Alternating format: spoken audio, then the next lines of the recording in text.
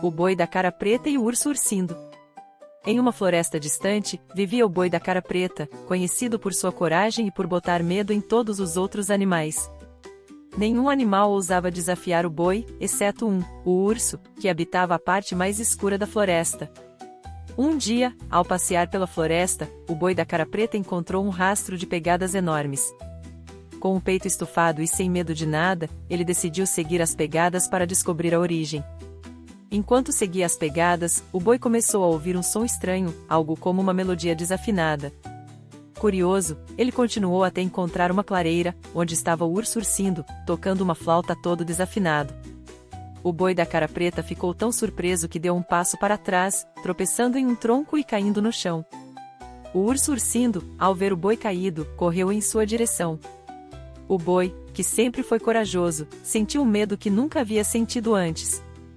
Mas, para sua surpresa, o urso ursindo estendeu a mão e ajudou o boi a se levantar. Você está bem? Perguntou o urso com uma voz gentil. O boi da cara preta, ainda confuso, respondeu. Eu pensei que você fosse me machucar. Eu? Machucar alguém? Eu só queria mostrar minha música para os outros animais, mas todos têm medo de mim. O boi deu risada e disse que ele estava meio desafinado. Os dois riram juntos. Eu sei que preciso treinar muito ainda. Meu sonho é tocar bem e poder me apresentar um dia. Os dois começaram a conversar e descobriram que tinham muito em comum. O boi da cara preta percebeu que o urso ursindo não era tão assustador quanto parecia, e o urso ursindo viu que o boi era um bom amigo.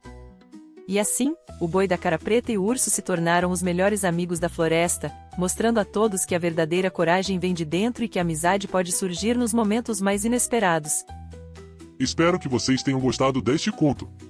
Deixe seu like. Se inscreva no canal.